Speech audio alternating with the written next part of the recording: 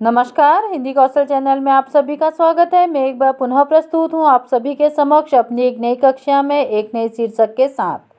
जैसा कि आप सभी जानते हैं कि अभी हम पढ़ रहे हैं केदारनाथ अग्रवाल जी द्वारा रचित कविता चंद्र गहना से लौटती बेर। तो आज की कक्षा में भी हम उसी क्रम को आगे बढ़ाएंगे और आज की कक्षा में हम पढ़ेंगे चंद्र गहना से लौटती बेर कविता के आगे के 2 पद्यांश 3 और पद्यांश 4। तो बहुत अधिक देर न करते हुए शुरू करते हैं आज की कक्षा, जिसका शीर्षक होगा चंद्र गहना से लौटती बेर। तो आइए सबसे पहले हम कविता पाठ करते हैं और कविता का तीसरा पद्यांश कुछ इस प्रकार से है। और सरसों की न पूछो हो गई सबसे सयानी, हाथ पीले कर लिए हैं ब्याह मंडप में पधारी। फाग गाता मास फागुन आ गया है आज जैसे। बहुत ही सुंदर कविता है जिसमें कवि ने खेतों में लहलहाती सरसों तथा उसके पीले फूलों का अत्यंत मनमोहक और सुंदर चित्रण यहाँ पर सब पाठकों के समक्ष प्रस्तुत किया है। तो आइए सबसे पहले एक दृष्टि डालते हैं इस पद्यांश में आए कठिन शब्दों के अर्थ पर, अर्थात शब्दार्थ पर। तो देखिए शब्दार्थ क्या है। सयानी अर्थात विवाह योग्य कन्या, ब्याह अर्थात विवाह, पधारी अर्थात आई, फाग अर्थात होली के दिनों में गाया जाने वाला एक गीत, फागुन एक महीने का नाम, अर्थात फागुन जो है वह हिंदी महीनों के नामों में से एक नाम है। तो शब्दार्थ के बाद अब हम आगे बढ़ते हैं संदर्भ की ओर। तो संदर्भ तो हम सभी जानते हैं कि पूर्ववत ही रहेगा, क्योंकि अभी भी हम चंद्र गहना से लौटती बेर का तीसरा पद्यांश पढ़ रहे हैं। चूँकि हम एक ही कविता के अलग अलग पद्यांश पढ़ रहे हैं और इसलिए संदर्भ पूर्ववत ही रहेगा। अब संदर्भ के बाद बारी आती है प्रसंग की। तो आइए जानते हैं इस पद्यांश का प्रसंग क्या है, अर्थात इस पद्यांश में कवि ने किसका वर्णन किया है। तो प्रसंग कुछ इस प्रकार से होगा कि प्रस्तुत पद्यांश में कवि ने खेतों में पककर तैयार सरसों की फसल का वर्णन किया है। प्रसंग के बाद अब बारी आती है भावार्थ की। तो आइए जानते हैं कि इस पद्यांश का भावार्थ क्या है। और सरसों की न पूछो हो गई सबसे सयानी। कवि सरसों की फसल को देखते हुए कहता है कि सरसों के विषय में तो कुछ पूछो ही मत। उसकी खुशी, उसके सौंदर्य, उसके रूप के बारे में कुछ मत पूछो। वह तो अब सबसे सयानी हो गई है, अर्थात वह अब विवाह के योग्य हो गई है, विवाह योग्य कन्या हो गई है। हाथ पीले कर लिए हैं ब्याह मंडप में पधारी। चारों ओर दूर दूर तक खेतों में सरसों की फसल ऐसे लहलहा रही है, उसके पीले रंग ने धरती की शोभा इस तरह से बढ़ा दी है और वह इतनी सुंदर लग रही है सरसों की फसल।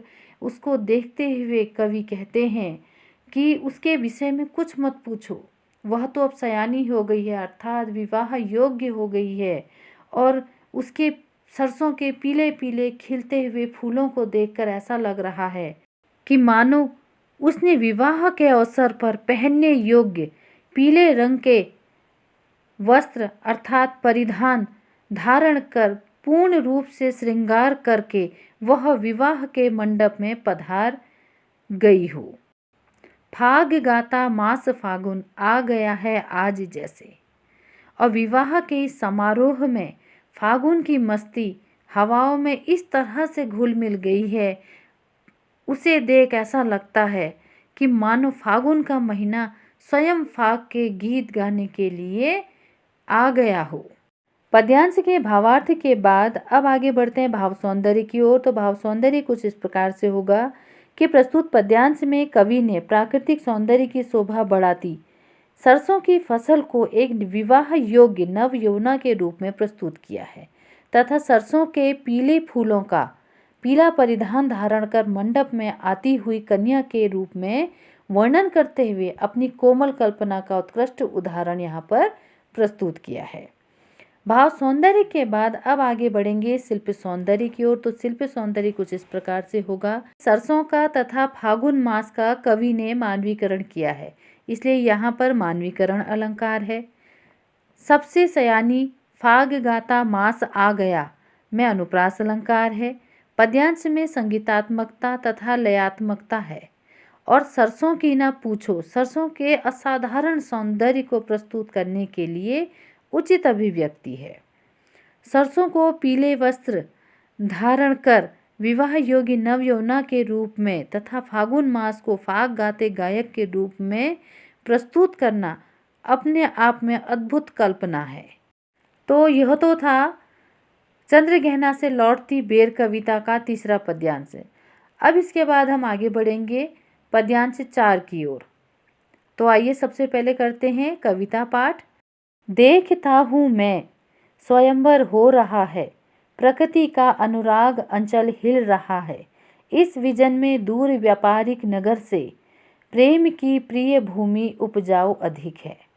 बहुत ही सुंदर यहाँ पर कवि की कल्पना है।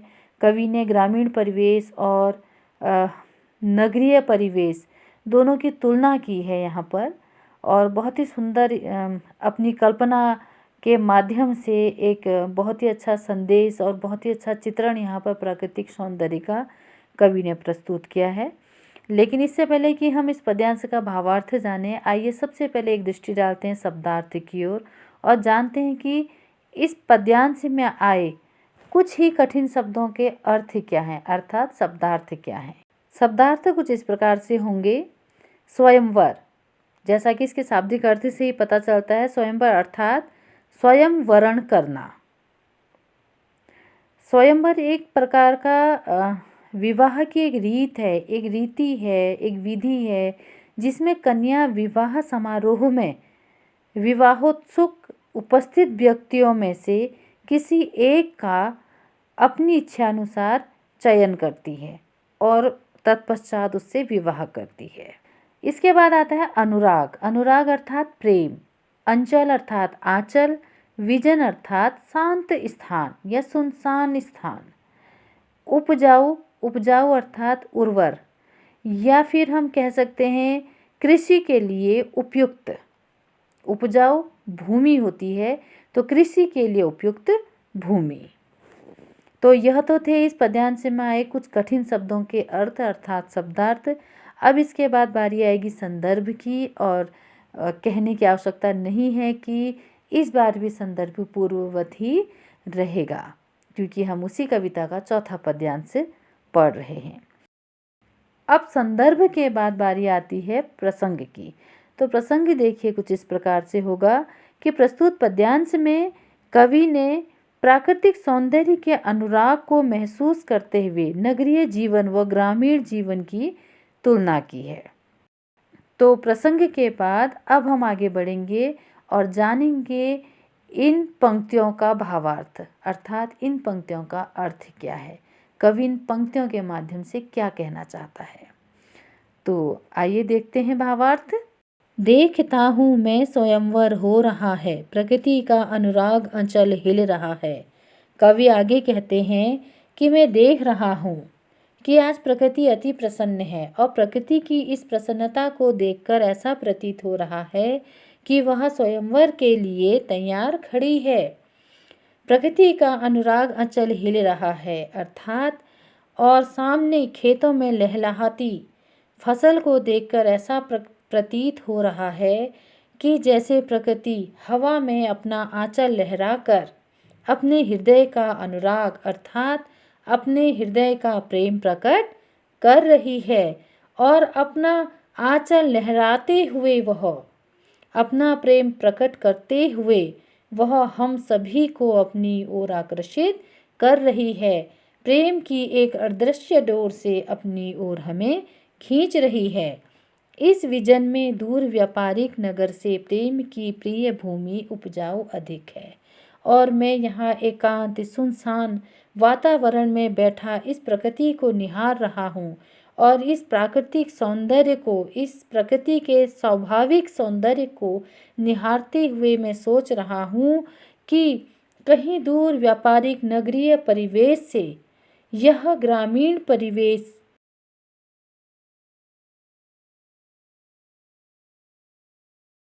अर्थात ग्रामीण परिवेश का यह प्राकृतिक स्वाभाविक सौंदर्य से परिपूर्ण प्राकृतिक वातावरण हृदय में सुप्तावस्था में या लुप्त हो रहे प्रेम भाव को जागृत करने के लिए अधिक उपयुक्त है।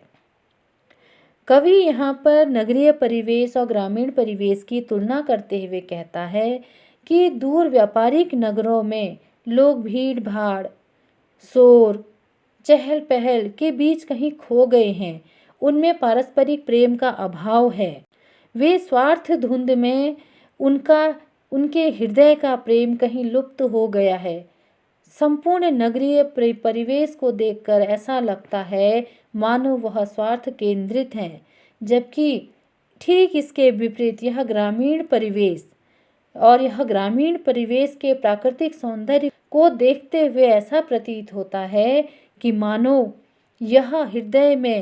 मानव हृदय के सुप्तावस्था में पड़े प्रेम भाव को जागृत करने की क्षमता इस प्राकृतिक वातावरण में नगरीय परिवेश से कहीं अधिक है।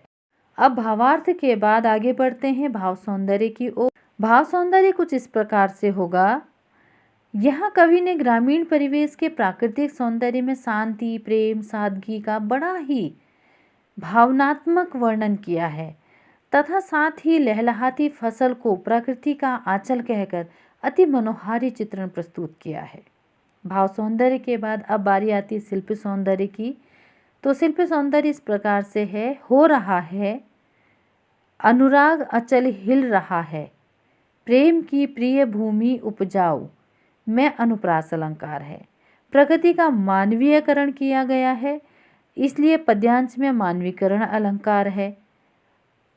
अनुराग अचल में रूपक अलंकार है। तो यह तो थी हमारी आज की कक्षा, जिसमें हमने चंद्रगहना से लौटती बेर कविता के आगे के 2 पद्यांशों का अध्ययन करा, उनकी संदर्भ सहित व्याख्या पढ़ी तथा साथ ही साथ पद्यांशों के अंतर्गत आए गए कठिन शब्दों का अर्थ जाना, पद्यांश के अंतर्गत आए अलंकारों के बारे में जाना तथा उसके भाव सौंदर्य और शिल्प सौंदर्य पर भी एक दृष्टि डाली। और इसी के साथ आज की हमारी कक्षा यहीं समाप्त होती है और मैं बहुत जल्द आप सभी के समक्ष प्रस्तुत हो रही हूँ इस चंद्रगहना से लौटती बेर कविता के आगे के 2 पद्यांशों के साथ। तो तब तक के लिए थोड़ा इंतज़ार करें और यदि आपको हमारी कक्षा पसंद आती है या मेरे द्वारा समझाया गया भावार्थ, शिल्प सौंदर्य, भाव सौंदर्य या कविता की व्याख्या या जीवन परिचय कुछ भी आपको यदि पसंद आता है तो प्लीज़ इसे लाइक करें, शेयर करें और सब्सक्राइब करना ना भूलें। और एक बात जो मैं हमेशा कहती हूँ कि हिंदी हमारी राष्ट्रभाषा है, हिंदी भाषा पर गर्व करें। धन्यवाद।